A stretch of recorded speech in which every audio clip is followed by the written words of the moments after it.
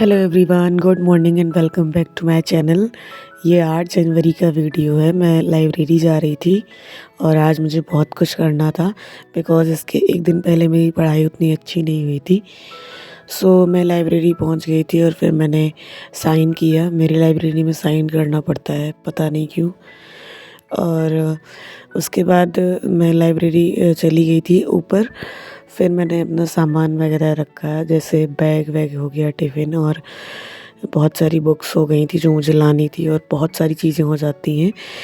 उसके बाद मैंने टाइम सेट किया, मतलब स्टॉप वॉच लगाया।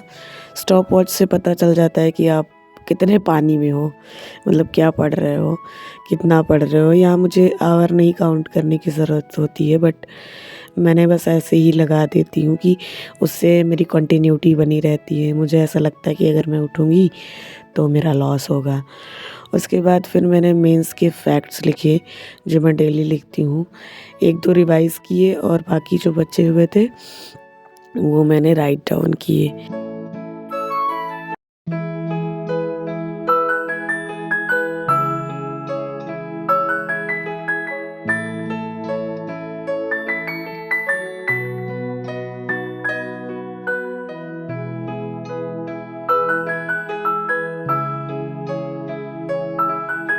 एंड उसको कंप्लीट करने के बाद यहाँ मैं मॉडल आंसर्स देख रही थी जो इक्शा मैम आंसर राइटिंग करवाती हैं। अभी मेरे आंसर बहुत ही अच्छे नहीं हो रहे हैं, मतलब थोड़ा सा, क्योंकि मैं ट्राई कर रही हूँ जीएस के आंसर पहली बार लिख रही हूँ। इसके पहले मैं यूपी के आंसर लिख चुकी थी, मतलब ऑलमोस्ट 100 से 50 क्वेश्चन, 150 से ज़्यादा ही लिख चुकी थी। सो मैं वही मॉडल आंसर देख रही थी, बार बार उसको पढ़ रही थी। हेडिंग सब हेडिंग देख रही थी कि कैसे हेडिंग और सब हेडिंग बनाते हैं। एंड मैं यहाँ बहुत लोगों को एक चीज़ बताना चाहती हूँ कि जैसे यूपीपीसीएस का एग्ज़ाम हुआ, उसके बाद बहुत हल्ला हंगामा हो गया कि पेपर का पैटर्न चेंज हो गया है, पैटर्न चेंज हो गया है। सो अभी आप देख रहे होंगे टेलीग्राम पे अगेन कोर्स बेचने वालों की, पीडीएफ बेचने वालों की होड़ सी लग गई है। और पता है, जो बच्चे ऐसे हैं जो बिगनर हैं, उनको ऐसा लगेगा कि बस मैं ये कोर्स ज्वाइन कर लूँगा, बस मेरे सारे काम हो जाएंगे, मुझे कुछ और पढ़ने की ज़रूरत नहीं होगी। वो इस ट्रैप में फंस जाएंगे और फिर जब 2-3 महीने निकल जाएंगे तो उनको ये पता लगेगा कि नहीं, इस कोर्स में तो कुछ नहीं हो रहा है, जस्ट एक पेज दे दिया गया है, इतने सारे पेजेस जिसको कवर करना भी मुश्किल है। तो जो भी लोग मतलब तैयारी कर रहे हैं, अभी बिगिनर हैं, जो अभी यंग फेज़ पे हैं, मैं सच में उनको एक एडवाइस देना चाहती हूँ कि आप लोग अभी किसी भी पीडीएफ, ऑनलाइन कोर्स, इन सब के चक्कर में मत पड़िए। आप ना ऑथेंटिक सोर्सेज उठाइए, अपनी बुक लिस्ट उठाइए, जो भी बुक आपको फॉलो करनी है, चाहे आपने कोई कोचिंग ली थी या फिर किसी ने आपको सजेस्ट किया था।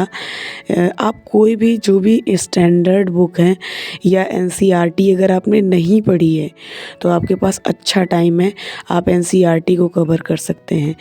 दूसरी बात, आप स्टैंडर्ड बुक को कवर कर सकते हैं। तीसरी बात, पहले आप अभी मेंस की तैयारी करिए। अगर आप अभी से प्रीलिम्स की तैयारी कर रहे हैं तब भी आप कुछ भी नहीं कर पाएंगे, बिकॉज़ फैक्ट्स जो हैं फिर आते आते भूल जाएगा। फैक्ट को 2 महीने पहले ही याद किया जाता है। तो अभी आपके लिए सबसे बेटर चीज़ ये होगी कि आप अभी अपने कॉन्सेप्ट को क्लियर करिए, मेंस के शॉर्ट नोट्स बनाइए, कोई आंसर राइटिंग प्रोग्राम ना ज्वाइन करिए, पीवाईक्यूज़ उठाइए, उससे लिखने का प्रयास कीजिए और एकदम शॉर्ट नोट्स बनाइए, क्योंकि मेंस बिना अपने शॉर्ट नोट्स के नहीं हो पाता है। मेरे सिर्फ 1 या 2 सब्जेक्ट के शॉर्ट नोट्स नहीं बने हैं, उसकी वजह से ही मुझे बहुत प्रॉब्लम आ रही है। सो ये मेरी एडवाइस थी और आप लोग ये गलती बिल्कुल भी मत करिए, नहीं तो बाद में बहुत भुगतना पड़ता है। सो मैं खाना वाना खा के और अपने 2 स्लॉट्स करके फिर मैंने यहाँ पे हिंदी रिवाइज़ करना शुरू किया। और मुझे इस वीडियो में देख के ऐसा लग रहा है जैसे मैं जादू लग रही हूँ, लेकिन ठंड बहुत थी, सो ऐसा करना पड़ता है।